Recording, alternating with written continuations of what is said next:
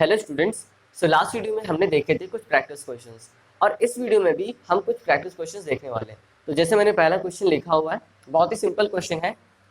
A silvery white metal X taken in the form of ribbon. अब आपको ribbon का नाम सुनते ही याद आ गया कि हम कौन से मेटल की बात कर रहे हैं, ठीक है।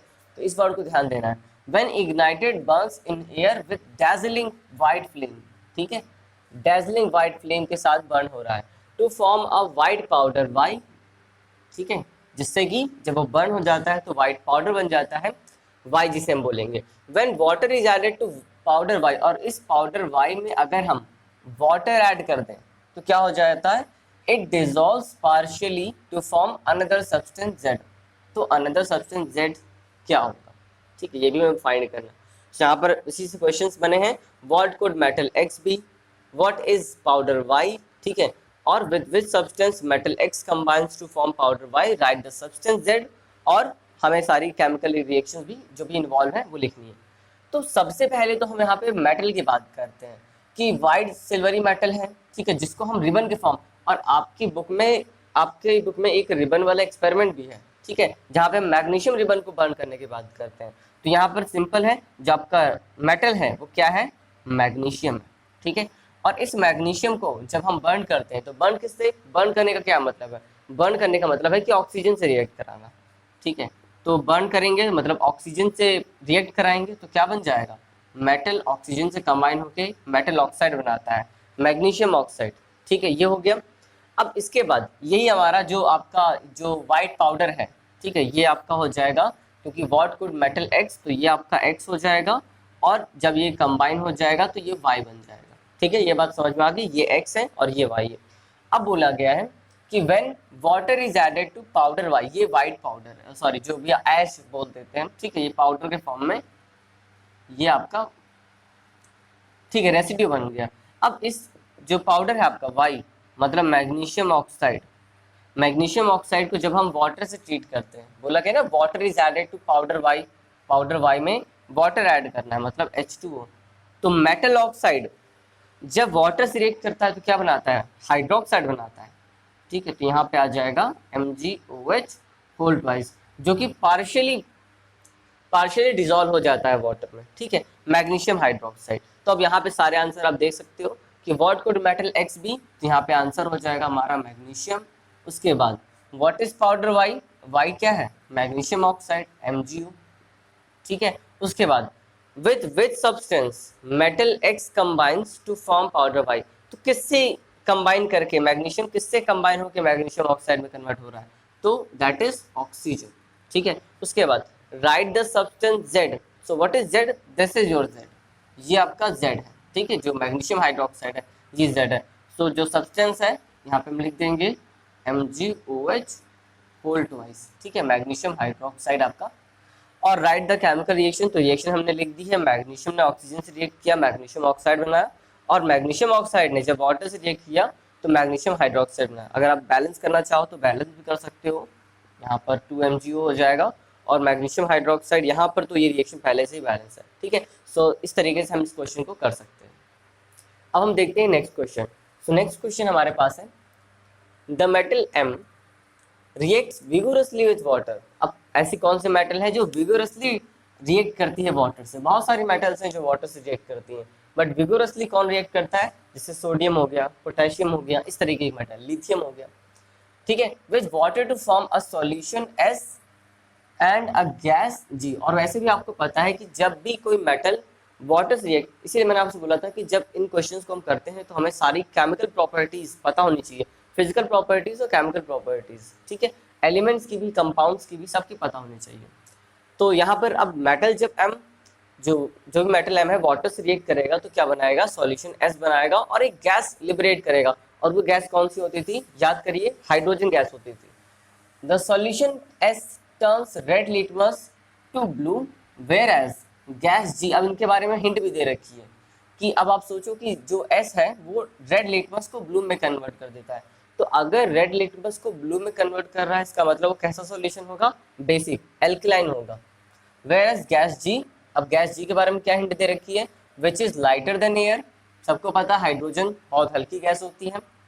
Burns with a pop sound, और वो पॉप साउंड के साथ बर्न होती है, ये बात भी आपको पता है। तो यहाँ से अगर आपको याद नहीं आ रही कि कौन सी गैस है तो आपको हिंट भी दे रखी है, ठीक है। अब लेकिन अभी भी मेटल क्लियर नहीं हुआ कि मेटल कौन सी हो रही है। तो यहाँ पर देखते हैं मेटल एम के बारे में क्या बोला गया है। Metal M has a low melting point, ठीक है, लो मेल्टिंग पॉइंट। पोटेशियम का भी होता है, सोडियम का भी होता है, ठीक है। And it is used as a coolant in nuclear reactor. अभी सबसे इंपॉर्टेंट हिंट है कि न्यूक्लियर रिएक्टर्स में हिंट वो यूज भी होता है। तो यहाँ पर जो मेटल न्यूक्लियर रिएक्टर्स में यूज होती है वो कौन सी है, सोडियम, ठीक है। इस बात को याद रखना है। तो अब यहाँ से क्वेश्चन आ जाएगा what is metal M, what is solution, what is gas G, और राइट द केमिकल रिएक्शन। बहुत सिंपल है। तो आप समझ गए जो आपका मेटल है वो क्या है, सोडियम। कहाँ से फाइनली हिंट मिली, इस न्यूक्लियर रिएक्टर से। तो सोडियम किससे रिएक्ट करना है, वाटर से रिएक्ट करना है, ठीक है। जब ये वाटर से रिएक्ट करेगा तो एक सॉल्यूशन बनाना है, और वो सॉल्यूशन कैसा है, बेसिक है, क्योंकि रेड लिटमस को वो ब्लू में कन्वर्ट कर रहा है। तो ऑफकोर्स यहाँ पर NaOH बनने वाला है, ठीक है। और यहाँ पर NaOH बन जाएगा और साथ में आपका हाइड्रोजन गैस भी लिबरेट हो जाएगा, ठीक है, जो कि लाइटर होता है एयर से। तो ये तो आपका केमिकल रिएक्शन हो गया। बैलेंस करना चाहो तो बैलेंस कर सकते हो। यहाँ पर 2 लगा लेते हैं हम।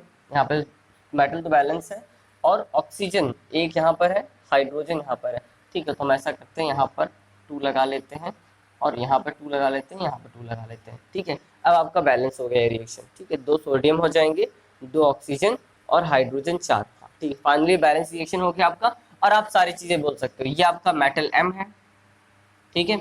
और व्हाट इज सॉल्यूशन, तो सॉल्यूशन आपका ये है। सॉल्यूशन की कुछ बोला क्या है, एस, ठीक है। ये आपका सॉल्यूशन एस है, और ये गैस सी है, ठीक है। और बाकी चीजें आपको पता है। तो यहाँ पे लिख लेते हैं what is metal M, so answer is sodium.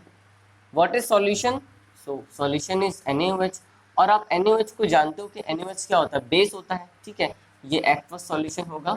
तो जो बेस का pH होता है वो ग्रेटर देन 7 होता है। तो अगर ग्रेटर देन 7 है तो लिटमस पेपर के साथ लिटमस पेपर पे क्या फर्क डालेगा, लिटमस पे क्या फर्क डालेगा, ये रेड को ब्लू में कन्वर्ट कर देगा, ठीक है। रेड लिटमस को ब्लू में कन्वर्ट कर देगा, ठीक है। So what is gas G, hydrogen, ठीक है। और केमिकल रिएक्शन तो हमने लिख ही ली है। अब हम देखते हैं question number 3। So question number 3 ये थोड़ा इंपॉर्टेंट क्वेश्चन भी है, क्योंकि ये क्वेश्चन कई तरीके से एग्जाम में आ सकता है। इस तरीके से भी आ सकता है और दूसरे तरीके से भी आ सकता है। अभी आप समझेंगे क्यों। So gas A which is the major cause of global warming. अब आपको पहली लाइन में समझना है कि ऐसी कौन सी गैस है जो कि मेजर कॉज है ग्लोबल वार्मिंग के लिए। तो ग्लोबल वार्मिंग के लिए तो बहुत सारी गैसेस रिस्पॉन्सिबल है, जैसे CO2, मीथेन गैस, ओजोन, ठीक है, और वाटर वेपर, तो क्लोरोफ्लोरोकार्बन, बहुत सारी गैसेस हैं। बट यहाँ पर सबसे मेजर कॉज कौन करता है, तो वो है CO2। CO2 को हम ग्रीन हाउस गैस भी बोलते हैं, ठीक है, ग्रीन हाउस गैस भी बोलते हैं। So combines with hydrogen oxide. अब हाइड्रोजन ऑक्साइड से कंबाइन हो जाता है नेचर में in the presence of an environmental factor C। कोई एक इन्वायरमेंटल फैक्टर है उसकी प्रेजेंस में होता है, ठीक है। And a green material D to form a 6 carbon organic compound. अब आप समझ गए होंगे 6 carbon organic compound E and a gas F। और जो गैस F है वो नेसेसरी होती है फॉर ब्रीथिंग। तो ये ऐसी कौन सी गैस है जो ब्रीथिंग के लिए नेसेसरी होती है, तो सबको पता है ऑक्सीजन। तो यहाँ पर ऑक्सीजन गैस भी प्रोड्यूस हो रही है। तो इतनी चीजें पढ़ने के बाद अब आप समझ गए होंगे कि ये जो पूरा प्रोसेस हो रहा है ये एक्चुअली में फोटोसिंथेसिस का हो रहा है, ठीक है, फोटोसिंथेसिस। अब अगर आपको फोटोसिंथेसिस की रिएक्शंस आती हैं तो आप इस क्वेश्चन को बहुत ही इजीली कर सकते हो। देखो क्या, तो पहले बोला गया है कार्बन डाइऑक्साइड। कैसे समझा आपने कि जो मेजर कॉज है ग्लोबल वार्मिंग के लिए दैट इज कार्बन डाइऑक्साइड। अब ये बोल रहा है कि कंबाइंड विद हाइड्रोजन ऑक्साइड भी। तो हाइड्रोजन ऑक्साइड कुछ और नहीं, ये आपका वाटर ही है, ठीक है। और जब ये रिएक्ट करता है किसके प्रेजेंस में, सनलाइट के प्रेजेंस में। तो सनलाइट लिख लेते हैं, ठीक है, सनलाइट के प्रेजेंस में।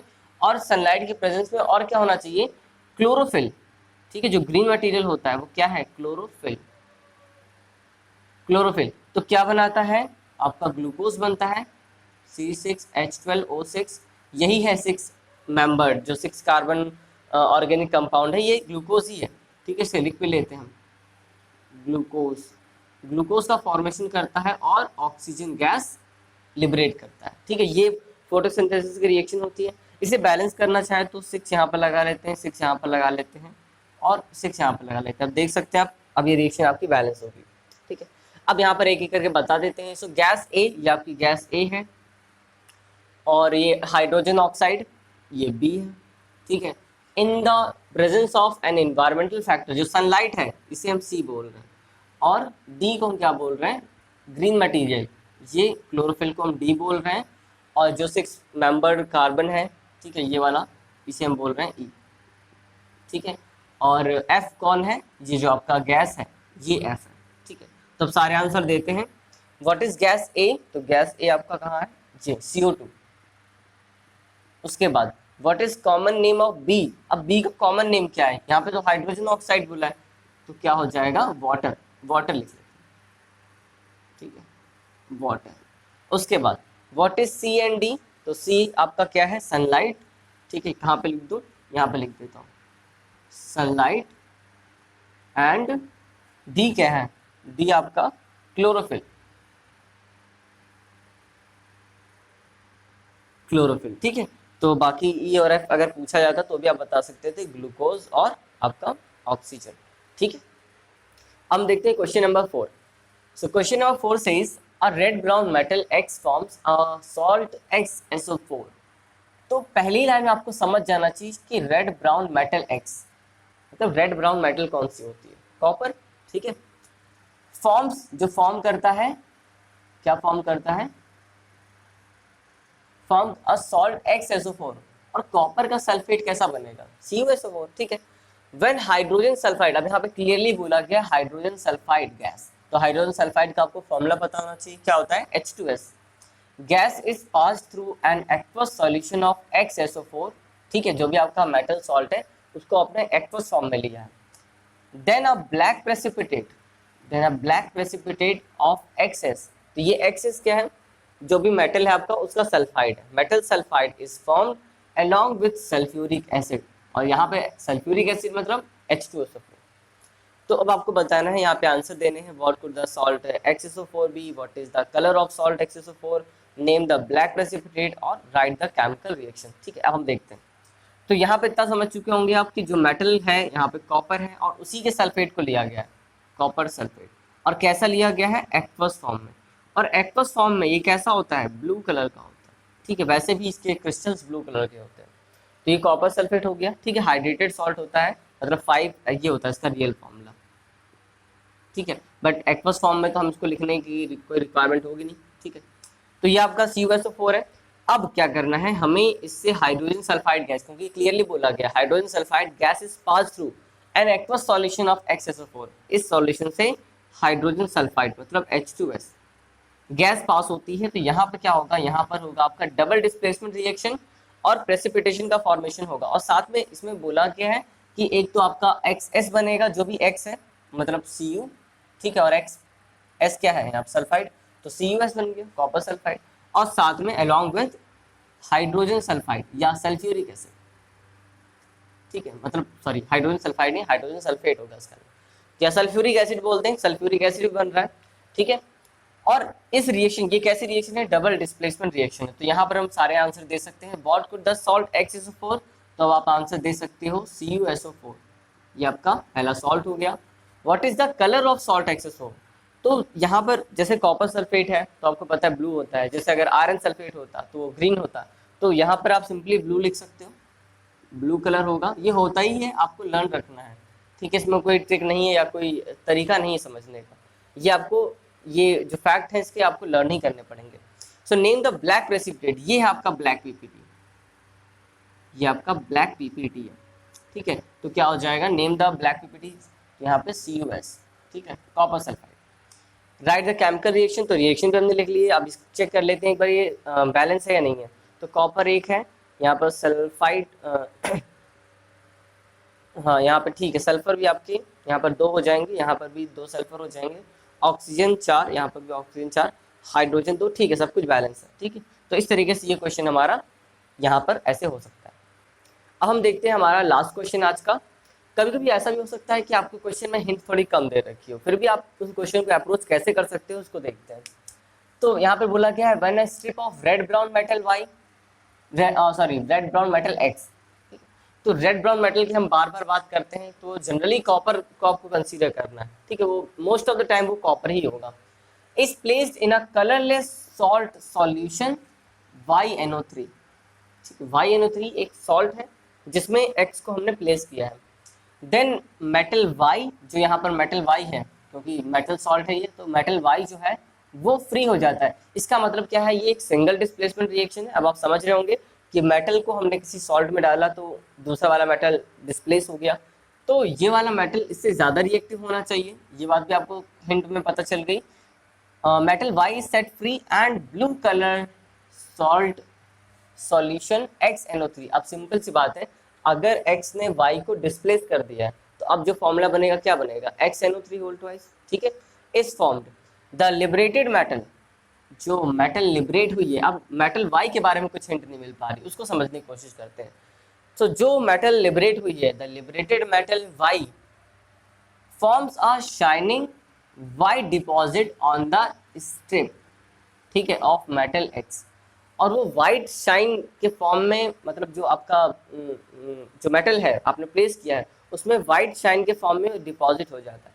तो यहाँ पर इसके चांसेस हैं कि यहाँ पर जो वाइट शाइनिंग वाला मेटल है वो कहीं ना कहीं सिल्वर होगा। अब देखो क्या होगा, तो यहाँ पर अब करके देखते हैं। यहाँ पर आ जाएगा आपका कॉपर, ये तो कंफर्म है, ठीक है, ऑलमोस्ट कंफर्म है कॉपर। और यहाँ पर आपका पहले था AgNO3, और AgNO3 कलरलेस सॉल्ट होता है, ये भी आपको पता होना चाहिए, ठीक है। इसका जो एक्वस फॉर्म होता है वो कलर्ड होता है, जैसे कॉपर सल्फेट है। तो कॉपर सल्फेट कैसा होता है, ये कॉपर जो नाइट्रेट है वो कैसा होता है, ब्लू कलर्ड होता है, बट ये कलरलेस होता है, ठीक है। तो यहाँ से भी आपको हिंट मिल गई। अब ये क्योंकि कॉपर सिल्वर से ज़्यादा रिएक्टिव है, रिएक्टिविटी सीरीज अगर आपको याद हो तो यहाँ पर इसको डिस्प्लेस कर देगा और copper nitrate CuNO3 whole twice, NO3 whole twice, ये आपका बन जाएगा। और साथ ही जो आपका Ag है सिल्वर, ये फ्री हो जाएगा, ठीक है।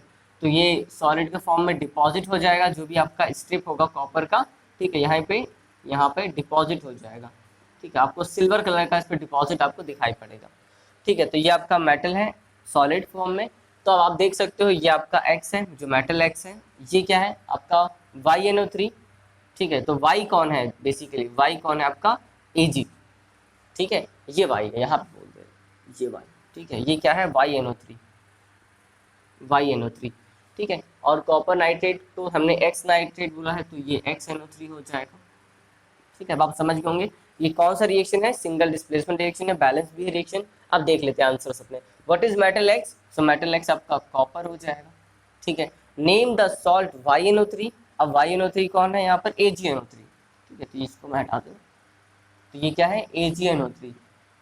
अगर वर्ड्स में लिखना चाहे तो आप क्या हो जाएगा, सिल्वर नाइट्रेट, ठीक है। व्हाट इज मेटल Y, तो मेटल Y कौन है यहाँ पर, सिल्वर, ठीक है। यहाँ पे लिख लो आप, Ag लिख सकते हो या सिल्वर लिख सकते हो, ठीक है। और उसके बाद नेम द सॉल्ट XnO3, तो यहाँ पर XnO3 क्या है, XnO3 ये कॉपर नाइट्रेट,